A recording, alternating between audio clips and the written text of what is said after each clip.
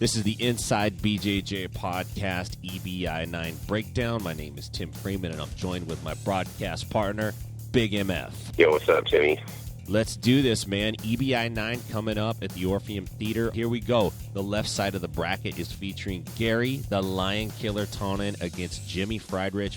Gary is a Danaher Death Squad specialist. He holds wins at EBI 3, 5, 6, Metamorph 7 against Halleck Gracie. Fight to Win Pro 8. The guy's a stud. Yeah, definitely he's the guy to beat. Nobody in EBI has beaten Gary Tonin. I'm a gambling man, and you keep betting on that guy until someone proves you otherwise. And when it comes to submission only, we're not talking about points. Thus far, Gary Tonin has been unstoppable. I agree, and I think, although Jimmy is a no-gi specialist with wins over Eduardo Tellez at 5 Jimmy's grappling, tough. He's real tough. I just don't see him getting by Gary. I see Gary going by rear naked choke. The next match features Adam, the Red Destroyer, against Rodrigo Antunes. And Matt, this is an interesting matchup because Adam is a young lion. He's a young gun. He's a young black belt. He picked up jiu-jitsu later in life.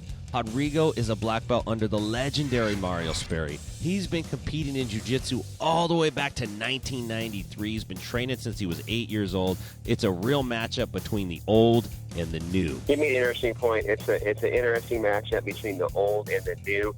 Usually, the young lion eats the old lion. I say the Red Destroyer is going to come and he's going to destroy. I'm going with Adam on this one. Yeah, I'm going with Adam in overtime as well. The next matchup is super compelling. It's got Gibson Saw against Daniel O'Brien. And here's the thing. Gibson is a guy who got his black belt from his father, the late red belt Grandmaster Francisco. He was a 9th degree red belt, and his lineage dates all the way back to the Kodokan.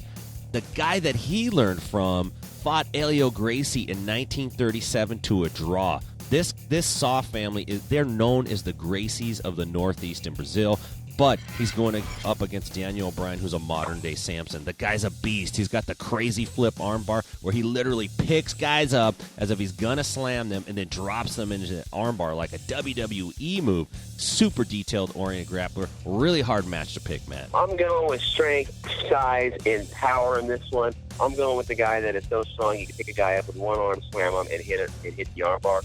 I got to go with Daniel on this. Yeah, I mean, I'm going with Daniel in overtime. I think he's probably got the youth, and he's probably got the hunger on his side. It's still going to be a really interesting matchup to see. This is going to be followed up with Travis Megatron Moore from John's Gym in Temple, Texas, against Kyle Boehm. Here's the thing. Travis is really dangerous off his back. He's got a lot of triangle submission victories. He's relatively super tall, well-known in the Texas area. He's going up against Kyle, who's a 10th Planet Purple Belt, and this guy earned his way into EBI by winning Gracie Worlds. And not only did he win, he submitted the footlock specialist Travis Nuwaza with a footlock of his own, Matt. Yeah, that's pretty impressive to be able to submit Travis Nuwaza and to win your way into EBI just based on the fact that he won his way into EBI. I'm going to put my money on the purple belt from 10th Planet. I say he wins by leg lock submission. I am going to go against you on that, man. I think Megatron's experience is going to be too much, and I think he's going to catch Kyle in a triangle in regulation and take it to him. Let's jump over to the right side of the bracket. First match, Vinny Magalhães against Tom Breeze. Both these guys are MMA fighters. Both these guys have submission victories. They're super tough. Vinny stepping in to replace Keenan Cornelius. Obviously, he's a decorated jiu-jitsu competitor, MMA fighter. Breeze is a UK fighter. He's 10-1. He's got 6 submission victories in MMA. It's going to be a tricky one to call, but I think it's going to be an exciting fight with Breeze winning in overtime with a rear naked choke. What do you think, Matt? You're going with Breeze? Wow. You know what? I am not going against Vinny Magalhães. I think that the two odds-on favorite here are Gary Tonin and Vinny.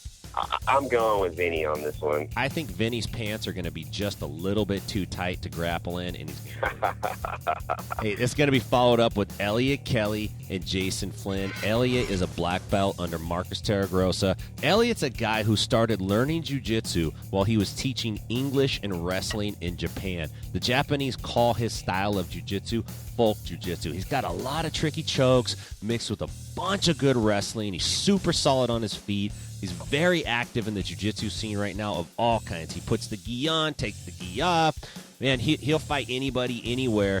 Jason Flynn, he's kind of an old-school MMA guy, very straightforward, very good fundamentals. We saw Jason lose in EBI 6 to Gordon Ryan, which isn't a bad thing, right? I mean, Gordon's smoking everybody, but I just think Kelly's going to be too much for Flynn in this match. How do you see it breaking down, Matt? I am going to go with Jason Flynn. I think Jason Flynn is very confident and will fight anybody.